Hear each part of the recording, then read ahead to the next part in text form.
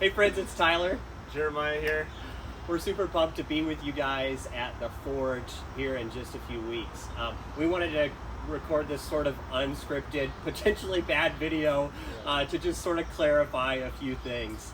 So we're just going to sort of talk a little bit off the cuff. Hopefully just paint a picture of a little bit better details of what we want the time to look like. So, where should we start? So, 2 days. We're going to do simultaneously Young Life Camp and Wildlife Camp.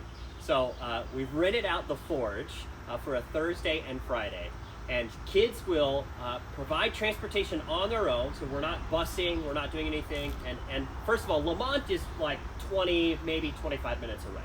So it's nothing crazy. And so people will arrive, Young Life and Wildlife, and they'll check in. We're starting at 9 a.m.? 9 a.m., yep, both days. So it'd be an all-day thing. You'd start at 9, and then you'd be picked up around 8 o'clock or so in the evening.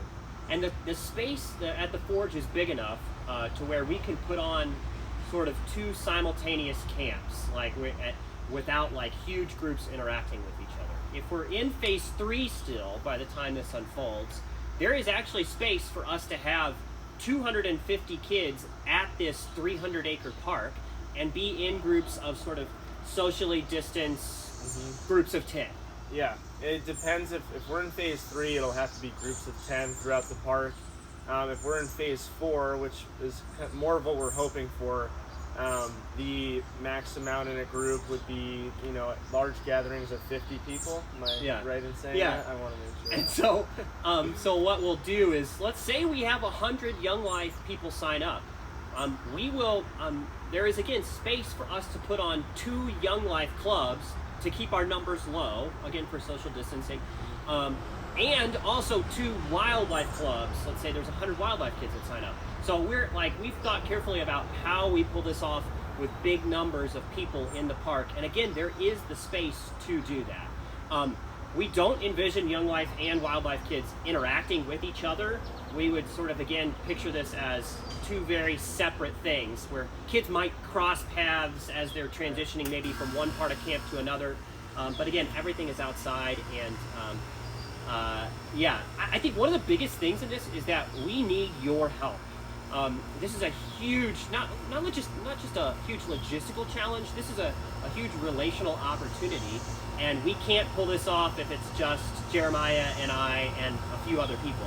We need you as leaders, as student leaders, as committee to pull this off and make this a meaningful, impactful sort of 2 days. Yep.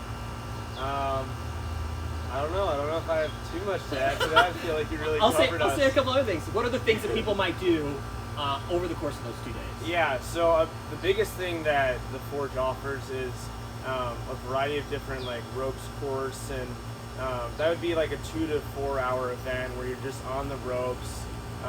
In the promo videos and everything, you'll see the zip lines and the towers and the smaller little parks. So that would kind of be half of your day almost in that area. Maybe you're not on the ropes the whole time, but there's rock climbing, little bouldering section. We'll have yard games and things for you to do. You can eat lunch in that area. And then the other half of the park, there's an AR simulation where you are, augmented reality is what AR stands for, and you're walking around the park with an iPad doing a scavenger hunt. We haven't like quite an escape done it. room. Right, yeah, like an escape room throughout the park.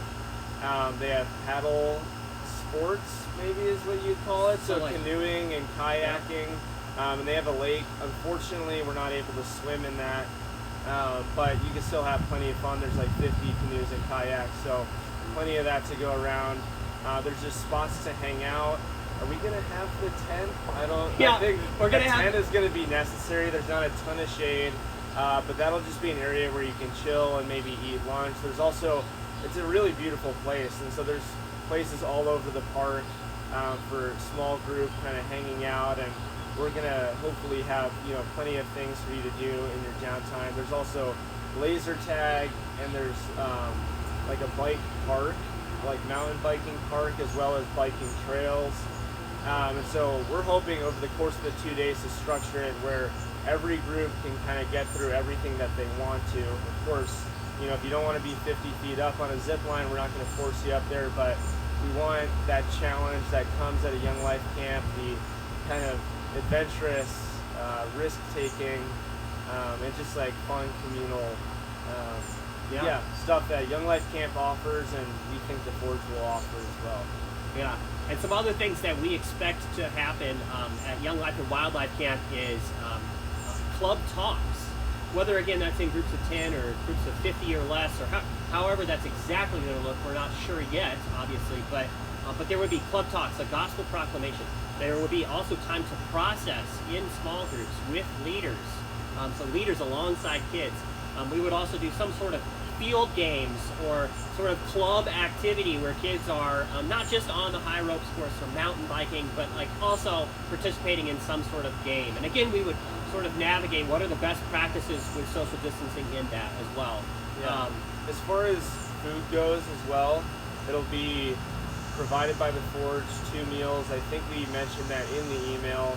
But it'll be individually packaged. It won't be a bunch of kids grabbing for food from a buffet line or anything like that. So, of course, we'll be taking the proper precautions there.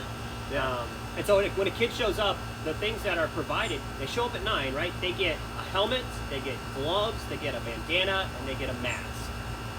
And then the course of the day, they will get 2 meals, and then they'll be picked up at 8 o'clock. We will be sort of, in the hopes of sort of trying to capture what camp captures, like we'll be taking phones, and at the end of the day, we'll be passing phones back off, and we'll collect their sort of materials and store them overnight, and then kids will show up and do it all again for the second day. And again, we'll, to the best of our ability, navigate those health sort of precautions. But again, that's like all of these logistics are like, we need you to help pull this off. Not just to make this camp meaningful, but we believe that kids can have a meaningful confrontation with Christ over the course of these 2 days. Yeah. And we're super pumped. Did we forget anything? We probably did. Yeah, I'm sure we forgot something, but yeah, just to clarify, it is not an overnight, so don't worry about anything there. Ask us if email us or call us if you have questions or concerns or whatever it is, and we're navigating this uncharted territory as you are as well. So I might throw in one other thing. We're hoping to have a fun sort of leader time the night before all of this. So on Wednesday night, Young Life and Wildlife leaders, we'll have some team time kind of from 3 to 6 p.m.